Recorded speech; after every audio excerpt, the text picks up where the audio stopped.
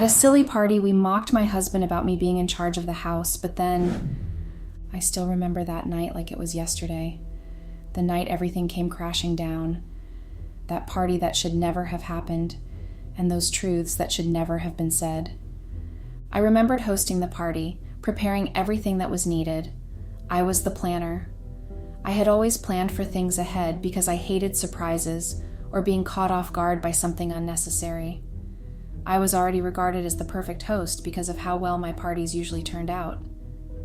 That day, I had decided to do something out of the ordinary. My husband was against it, but I decided I was going to because I have always been headstrong, and most times I came across to people as the dominating type. I didn't always mind so long as it gave me what I wanted at that moment. I didn't know I was going to eventually ruin myself that way. Hello, Reddit. Let me introduce myself before I dive fully into the story. I am Emma, a 34-year-old woman. I worked as a banker, and you probably know how demanding it is to be a banker. I got married as early as age 22, and I have 2 kids, a girl and a boy, both 11 and 9 respectively. My husband, Ryan, was a stay-at-home husband. Well, not what you're thinking. He worked from home. He owned a remote company that dealt with building apps and those tech stuffs. I don't know much about them. So he was quite successful on his own. But he chose to stay at home because he knew how demanding my job was and sacrificed his own by creating a work-study room for himself where he could work when the kids weren't around. How we met was a really funny story. He had come invited to a party of a mutual friend of ours, in which I was also present. The party was very loud and filled with drugs and alcohol and horny youths, and at the time, I didn't exactly like situations where I had no control, so I had tried to leave the party only to be bumped into by this weird, sweaty guy. I knew he must have been drunk or high on something, or was probably dancing to the crazy hardcore music, so I just looked at him in disgust and made for the door. He had followed me and had insisted on apologizing for bumping into me, but I was only half listening because I had wanted to get out of there fast. He, probably observing my mood and impatience, told me there wasn't a cab I could board around because it was already midnight, and he offered to take me because he was also planning on leaving too. I was surprised because I had expected someone of his own physique and handsomeness would definitely catch the ladies' eyes, so would most definitely enjoy the party. I remember being so surprised by his decision to leave the party when it had barely begun that I asked him why, and he had grinned and told me he had just come there because he was invited and he had planned on dashing in and out of the party, and so had come in his sweatshirt and pants because he came from jogging exercise. We hit it off from there, and we exchanged contacts and kept in touch until he asked me to date him and eventually to marry him. And of course I said yes. We got married in a small local church that meant a lot to me because of how I was revered there, and because I was able to plan every detail of my wedding, even up to the tiniest thing as flowers.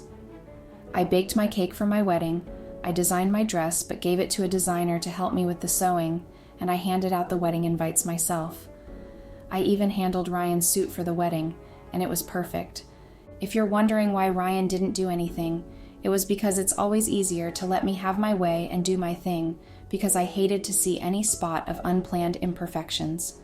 Never. Did I mention my parents never showed up for my wedding? Oh yeah, you heard right. My father had always been a very controlling and strict father. When I was younger, he told me what to wear, how to dress, what to eat, and when there was a little rebellion from my end, he would make sure I paid for it dearly. So it just became easier to obey him and not get on his bad side. Same thing with my mom too. She was like a muted mouse on a leash. She didn't do anything except what she was told by my father. So there was never a surprise birthday party or a dinner that wasn't originally on the food timetable or a vacation that just suddenly was decided.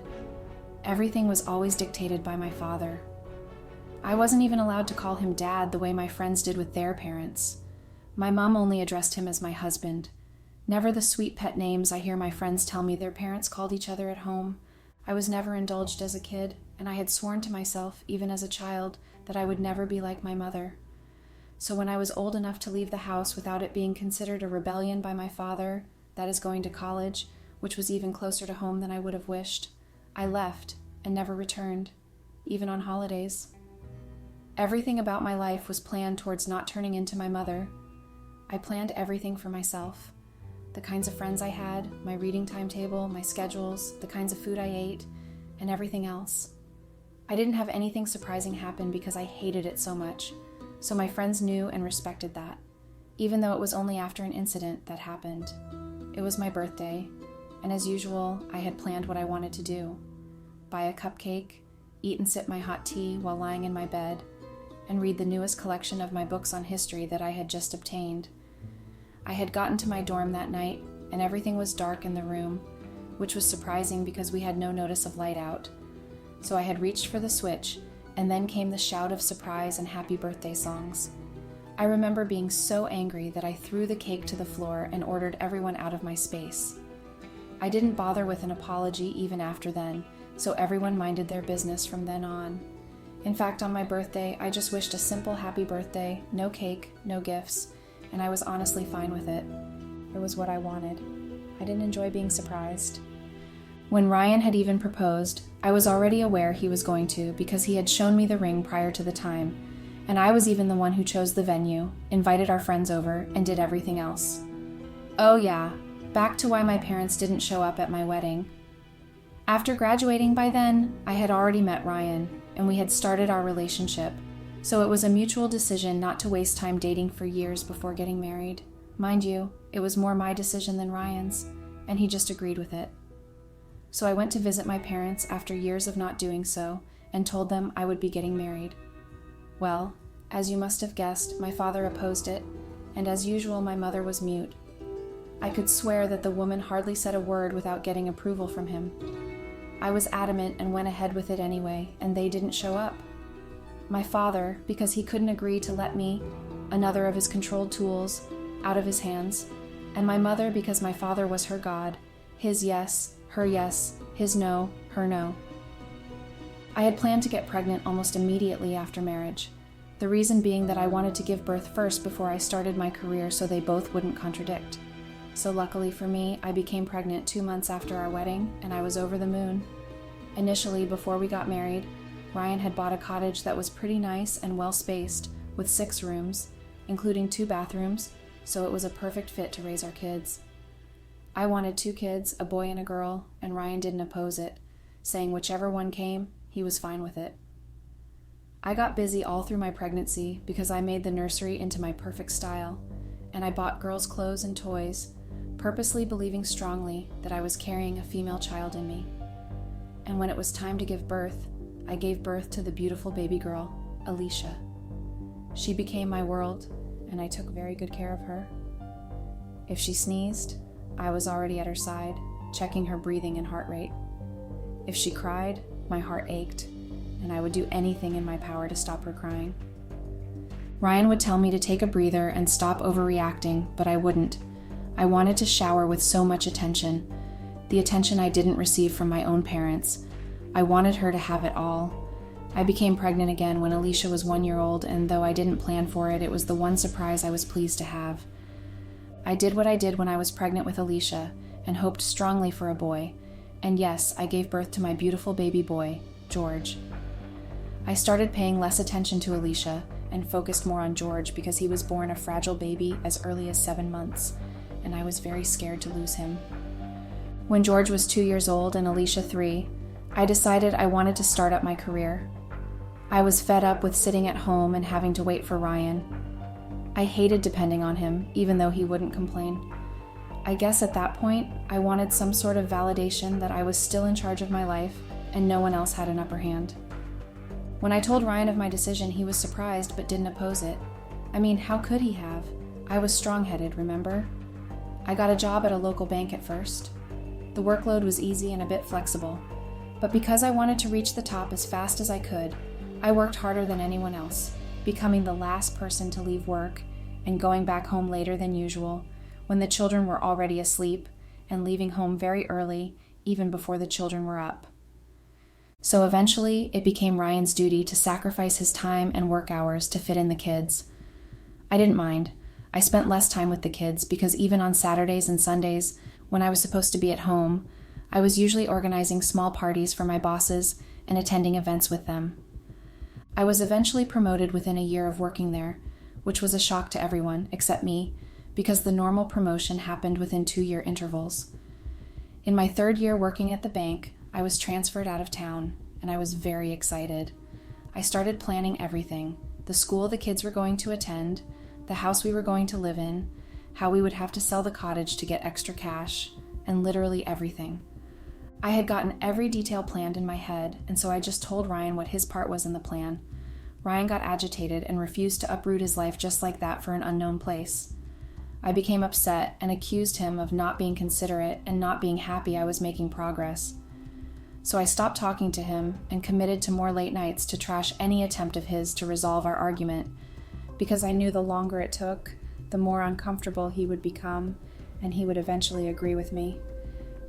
He eventually did and told me he was ready to move with me, but because of how demanding my new job would be, he'd have to work more from home to take care of the kids. I agreed. I wasn't about to sacrifice my career to be a stay-at-home mom. We moved as planned. Sorry, I meant as I had planned. I had booked the truck coming for our luggage a week before, and that was even during the period Ryan and I had issues regarding moving out of town.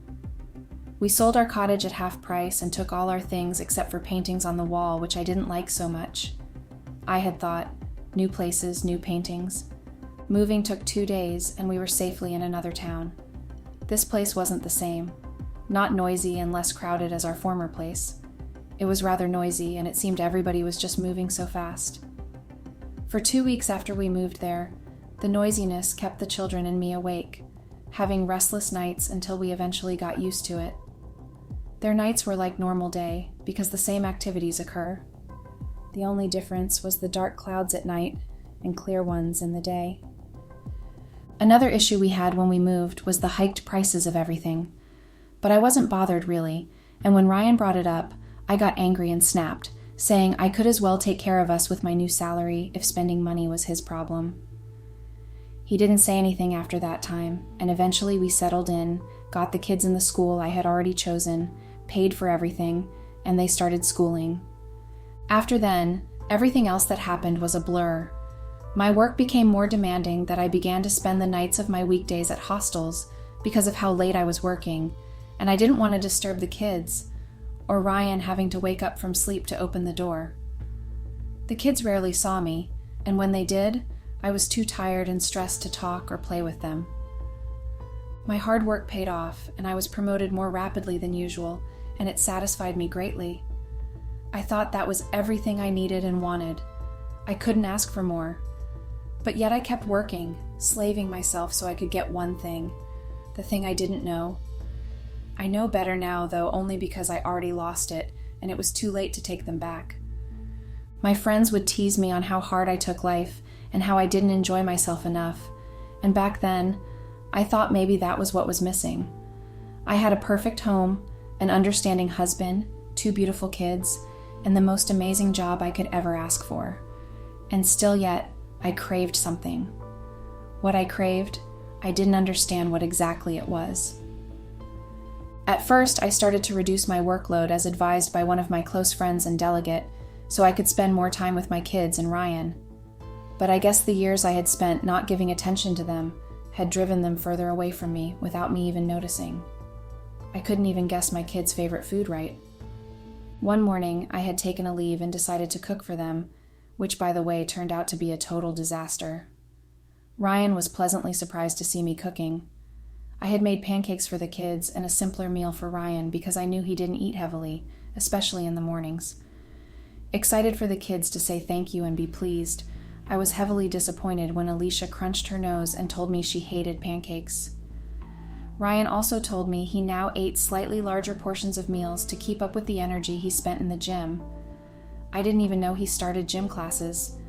George tried to eat, but that became one of the worst regrets in my life, as apparently George was allergic to milk, and I was the last one to hear of that. Thankfully, Ryan always had an EpiPen with him in case of situations like that, and it was all under control within an hour. Though he, Ryan, had to take him to the hospital to check if he was really okay and wouldn't have an aftershock. I was devastated. I had absolutely no control over the situation. I was helpless. I couldn't do anything as I watched my boy gasp for breath as a result of my own doing, and Alicia looked at me with eyes exactly like mine, but filled with contempt, and I was very unhappy. It was a very hard nut to chew, but stupid me. What did I do to handle the situation? I went back to work, because at least I had more control over that. I was the boss. My instructions weren't defied because that meant you were ready to be made redundant. It was my safe space, I guess, being in control. I started organizing parties for the rich so as to have them banking with us. And from what I said earlier, I was the perfect host, so the parties usually yielded positive results as we had more and more customers. I became unsatisfied with organizing those parties at home and used my savings to buy a beautiful mansion. I wanted my home to be the party hosting venue, and I wanted to be talked about as having it all. I didn't tell Ryan and only informed him after I had already made the payment for the house and bought some things in it. When I eventually did tell Ryan, he just shrugged and asked that I inform the kids by myself. I did, expecting squeals and happiness because they now had a beautiful home to stay in, but they just nodded and excused themselves. I was angry, thinking that Ryan had turned the kids against me, but I still didn't care. All I wanted was the fame and the name, the woman in control, the boss lady. When we moved into the home I bought after some weeks, I wasted no time organizing the parties, what I do best, and they turned out amazing as usual. By then, every rich person in town, including celebrities, wanted an invite to my parties, so they started banking with us to be invited to the best hosts' parties. In a matter of 6 months, I had hosted 10 parties successfully in my new home, each one bigger and better than the last. My children made themselves scarcely available when it was time for those parties, including my husband, and I didn't mind because I didn't want to have to help watch what he said so he wouldn't give me a bad reputation. That was until one of the celebrities I refused to invite to my party because of his scandalous stories online started to slander me and say that I invited only the rich and mighty to my parties, except my own husband. I was very pissed and lashed out at Ryan, telling him he wanted to ruin me by not attending the parties his own wife hosted. And of course, Ryan, the peacemaker between us, started to attend my parties. Though I was the one responsible for his clothes for the parties, ensuring that nothing was missing from his hair down to his shoes. He would escort me to my parties, and of course, as I had told him, I wanted to play the perfect husband role. I didn't mind that after all the parties ended, we slept at opposite ends of the beds and Ryan wouldn't even look at me, let alone touch me. At that point, I was only trying to prove one thing, that I could do well without being controlled by a man. Everything was going my way, the way I planned for it to go, and it was all perfect. My dad died when I was 30 years of age, and of course, I didn't cry. I only attended his burial because of a sense of duty. I was the one who organized every detail of his burial, and of course, the people I had gotten acquainted with, some celebrities and politicians, showed up for that day, so I was already playing the perfect host again, not the daughter of a father who had just died. My mother just sat there staring blankly at the wall. She had been that way since I got the news of his death and came home. She wouldn't say anything or talk to anyone. I didn't exactly mind, as we rarely had anything to say to each other. All her life, she had said only what pleased my father, and done only what would make him grunt his approval. So I guess the thought of not having someone to tell you how to live or do things was scary.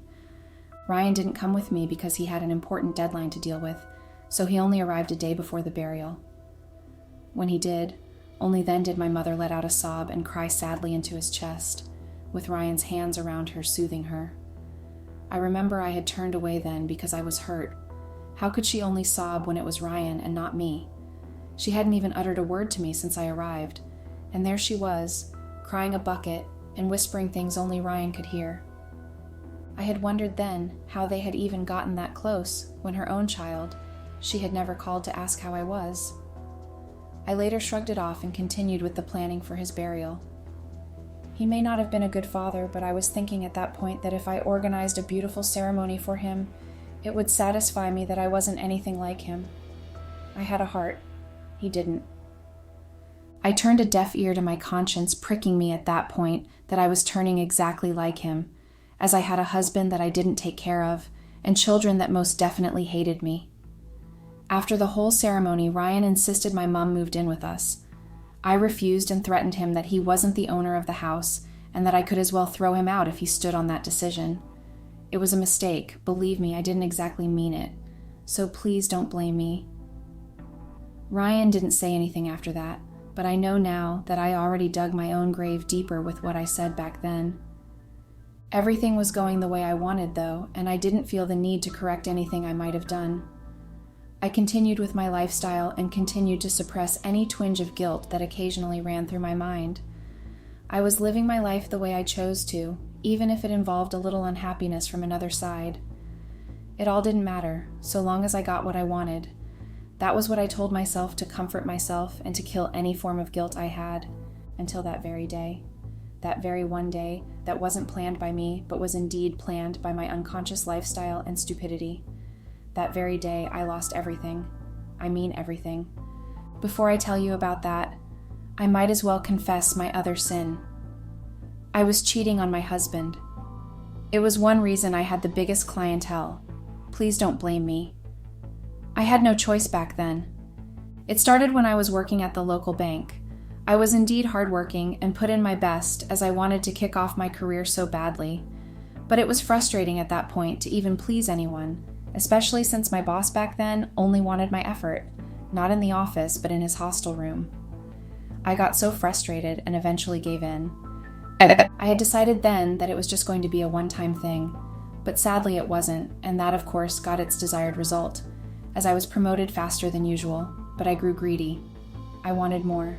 I wanted to be the dominating one, not only in my relationship, but also in every other aspect. I wanted it so desperately not to end up like my mother, and I guess that continued my series of affairs I had. I slept my way to the top. I even slept with some of my clients to get them in my hand. The first time I had done it, I felt so guilty and wanted to confess everything to Ryan. But what held me back was the fact that then I'd lose the dominance in our relationship, and that felt like death for me at that moment. So I withheld the truth and continued in my sin. So yes, back to that night where I lost everything. I had decided to host a party, but this time outside my beautiful home because of the whispers going about that I didn't host parties except inside my own home. I had informed Ryan the morning before the party that he would be going with me, and he had just looked at me weirdly and looked away without giving me an answer. Honestly, thinking back, I think I should have suspected that something was wrong because the look didn't sit well with me, but I just regrettably, now, had shrugged it off. As usual, I had his outfit prepared and everything else good and ready to go. Ryan went and said goodbye to the kids, and, well, I couldn't, as I was the hated one in the family, so I just waited for him. Ryan wasn't his usual self even at the party, but I was too busy to notice. Busy doing what, you might ask? Well, busy laughing with my friends and mocking some celebrities that weren't invited to my party. Ryan had by this time excused himself from the table to go get a drink when a friend of mine mockingly imitated my husband. I was irritated by that, but I had laughed because she was one of the biggest clients of the bank I worked for, so I couldn't afford to upset her. That night at that silly party, we mocked my husband about me being in charge of the house. But then Ryan had come back to the table, but I didn't notice as I was still snickering and telling them funny stories about him. I should have noticed the table had gone silent. I should never have done that. But I did, and when I eventually noticed him, it was when he dropped the drink he had obtained on the table with a smack sound and turned to leave. I panicked then and ran after him, but he just shrugged me off and told me he wanted a divorce and that he was leaving with the kids.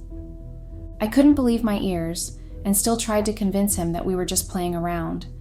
But for the first time in my life, my husband, the loving guy I have known all our marriage, let out a bitter laugh and said in a very loud voice what he found out about just yesterday from his cousin. His cousin had told him about my secrets that I thought were well safe. Apparently, I had even slept with the said cousin with evidence to show for. I was too shocked to deny anything, and Ryan just left. How I left that party, I wouldn't know. All I knew is that when I got home, Ryan wasn't home and I raced to the kids' room. They weren't there either. There and then, I sat right in the middle of my big, beautiful home that now meant nothing to me and cried miserably. I had lost everything. I thought I was working hard not to become like my father, but I had already managed to turn into my father without knowing. The divorce papers came in faster than I expected, probably because his brother was a lawyer, and it clearly stated there that I had to give up rights on the kids. I cannot afford to lose them. I realized too late that everything I've worked for is nothing if I lost them. Life would be empty without them in it. And I realized that what I thought was work that could fill the emptiness inside me was the biggest lie I ever told myself. It's my kids and my husband, Ryan. Their love that could have filled that void. And now I've lost the right to even let them know how sorry I am. Please help me get back my kids and my husband. I'm desperately seeking help. I'll do anything at this point. I really need your help, please. Update. Hello, Reddit. It's me, Emma. It's been 2 months since the incident that ruined my life. Ryan refuses to hear my plea or allow me to see our kids. I feel awful and stupid about what I've done. I've managed to push away the one thing that should have mattered above every other thing away from me. I know I deserved all I got because it's obvious you guys even hate me from all the backlash I've received. But believe me, you don't hate me as much as I do. Did I mention I already quit my job? Oh yeah, I did. I couldn't bear to work in a place I thought was my best asset, only to lose what was important to me. My friends were obviously with me because I was tagged the perfect host, and so since there was no more party to my name, they dispersed one by one. I wasn't surprised when they did because it was not losing their friendship that hurt the most. It was losing my family. I pushed them off. Regrettably, now I cannot believe I eventually did become my father without realizing it, a controlling, stupid, cheating brat. I sold my mansion too, and bought back the previous house we lived in so I could maybe feel their presence. But it just made me feel their absence even more. It reminded me of what I could have had, and how I lost it due to my own foolishness. I had the best husband and the most beautiful kids in the world, but I decided to gamble with them, and I lost. I lost badly. A month ago, I had gone to see my mother and lashed out at her, blaming her for everything. But the poor woman just burst out crying and apologizing because she didn't know that was what she was doing to me, helping to rebel not to be like her. She then told me that after I left home, my father changed and became a better man until he died. I was surprised that my father could be what she described him to be, but then that left me with more regrets. I didn't give the man any opportunity to reconcile with me. I just saw him as a controlling person, and I grew up and lived with that notion. I guess as well as being a bad mother and wife, I'm also a bad daughter. Life was so much harder at this point. Ryan still refused to talk to me and refused any attempt at reconciliation I made. I was stuck living with my own shame and guilt and the what-ifs. Most times in my dark room with my curtains let down, I just stared into the darkness and imagined all I could have done better, how I could have been a better mother to my kids and a better wife to Ryan. I miss them. I miss them so much. I miss hearing their giggles and laughs when Ryan played with them. I never joined them, as most times I was too tired, actions I now regret badly. I miss hearing Alicia read and correct George's assignments. I miss the little moments I had with them. I regrettably miss the times I took for granted. I miss Ryan, his dimpled cheek which becomes obvious when he smiles, his boyish way of behaving sometimes. Most especially, I miss the look of love in his eyes when he told me he loved me. I regret taking everything I had for free for granted. I wish so badly that I had been a better person. I cannot begin to imagine a lifetime without them because presently, this moment is already torturous enough. I had everything on a platter of gold, and I threw it carelessly away. I'm stuck now in the vicious cycle I created for myself. Just how does one rectify what cannot be rectified? How do you rewrite the wrongs you've done? How do you unhurt people you hurt? How do you say sorry when your sin is way past it? I cannot believe just how I had everything and lost it in just a night. It's true what they say, that your sins end up catching up with you. Update. Hello again, Reddit. This is my last post here. I know most of you hate me because of what I did and how I hurt the people I care about. But still, thank you for reading my story. I really appreciate the hate and the little support I got. Everything's still the same. We're officially divorced now. I had no choice but to sign the papers. And before I did, I begged for one chance to see my kids, and it was the most bittersweet experience. Alicia and George came to the meeting spot we agreed on, but were so formal and rigid with me. I tried everything to get them to warm up to me, but I guess I already lost even that with them. At least I got to see them one more time, even though it didn't turn out how I planned. The last time I saw Ryan was when we were in court to get officially divorced. His eyes that were once filled with love for me were hard and unreadable. He refused any sort of help from my money for the kids, and I refused his settlement too. When we were done and he headed for the door, I had called out to him, and the way he turned and stared at me again with his unreadable eyes had me glued to a spot. I couldn't say anything. Words stuck in my throat and I felt bile rising. I was only able to mutter a "take care," but even that didn't get any response from him, and he turned and left. That has been the last I've heard from them. So let me end with this note. Don't ever be like me. Don't lose your family no matter what. With love from this bad mother/wife/daughter,